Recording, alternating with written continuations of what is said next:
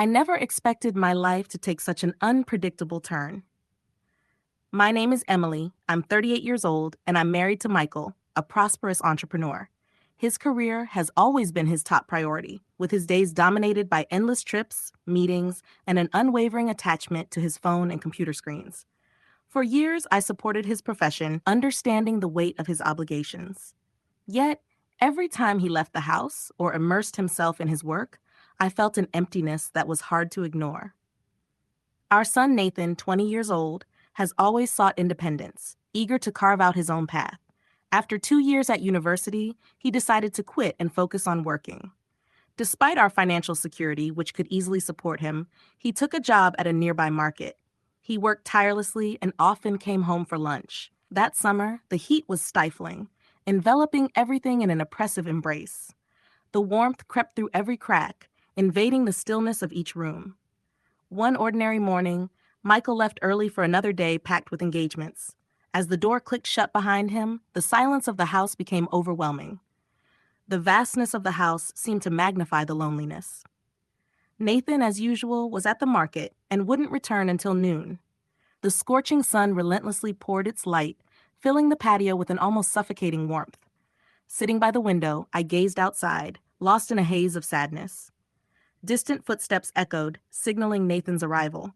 He entered, drenched in sweat, his shirt clinging to his body.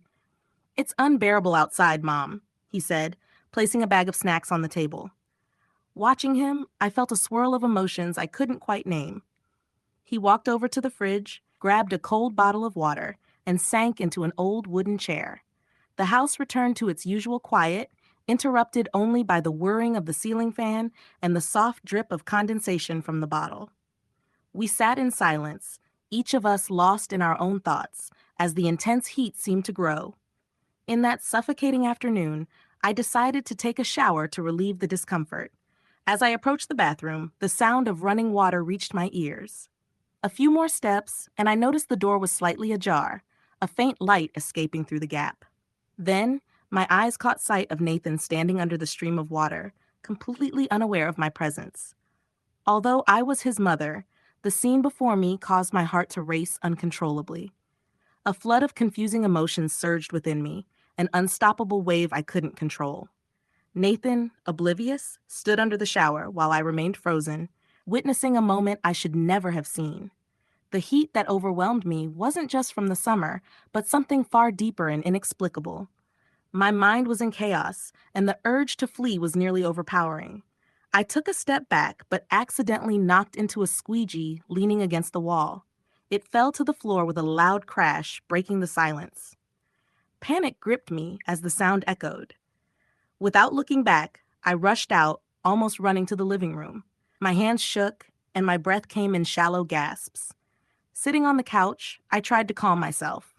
Although the house remained silent, my mind was a whirlwind of thoughts and fragmented images. I couldn't shake the sound of the squeegee falling, repeating in my mind and making me anxious that Nathan might suspect something. But no sound came from the bathroom, providing me with a brief sense of relief.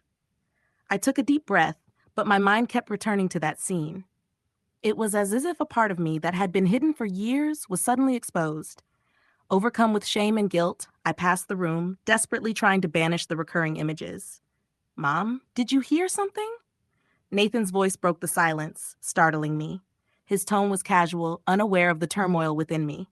"Oh, yes," I replied, my voice trembling. "I accidentally knocked over the squeegee." I forced a smile, hoping to conceal my unease. Nathan shrugged, seemingly unconcerned, and went to his room, closing the door behind him. The house grew quiet again, but my heart remained unsettled. The intense heat and lingering memories kept me trapped in thoughts I knew I shouldn't have entertained.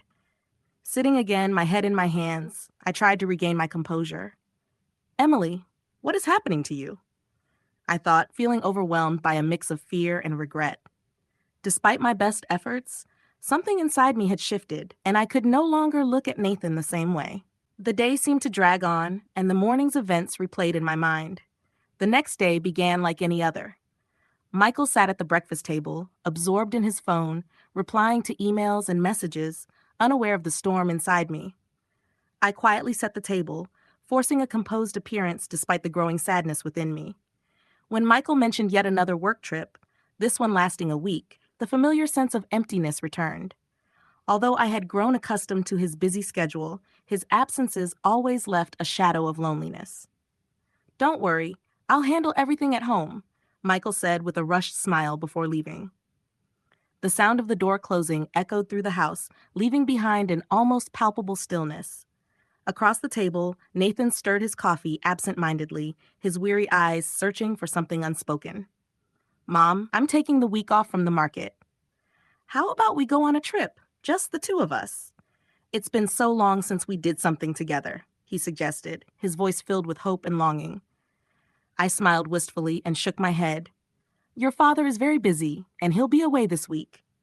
Nathan's eyes briefly dimmed, and he pressed his lips together, holding back words. Without insisting, he began clearing the table.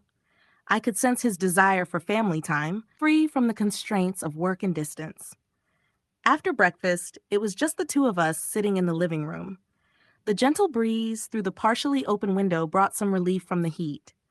Sunlight streamed through the curtains, casting patterns on the carpet. "Mom, I have so much to tell you," Nathan said, his voice sounding deeper and more mature than I remembered. "Whatever it is, I'm here to listen," I replied with an encouraging smile.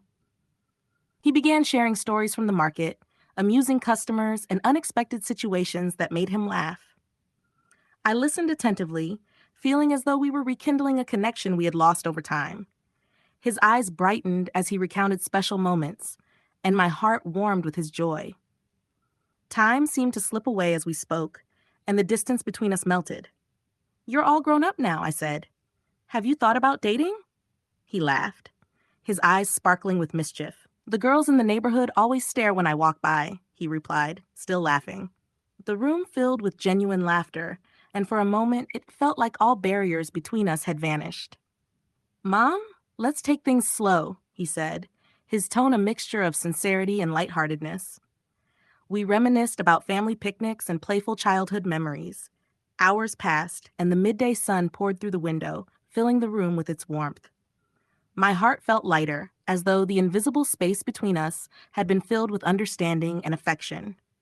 A peaceful silence settled over us, and yet the atmosphere was warmer and more intimate than before. Then Nathan looked at me and asked a question that took me by surprise. "Mom, did you see me in the shower yesterday?" His voice was steady but calm, resonating in the quiet room. My heart raced, and my face flushed at the question. My mouth went dry, leaving me speechless.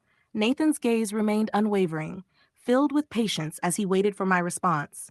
Without giving me much time to process, he continued, "I noticed you watching me yesterday," he said, "but I pretended not to see." His confession sent a wave of guilt and worry through me, and my thoughts spun wildly. Nathan had known, but he had said nothing until now. I tried to speak, but the words stuck in my throat. Our eyes met, and an unspoken tension filled the room. Just as I was about to respond, Nathan broke the silence.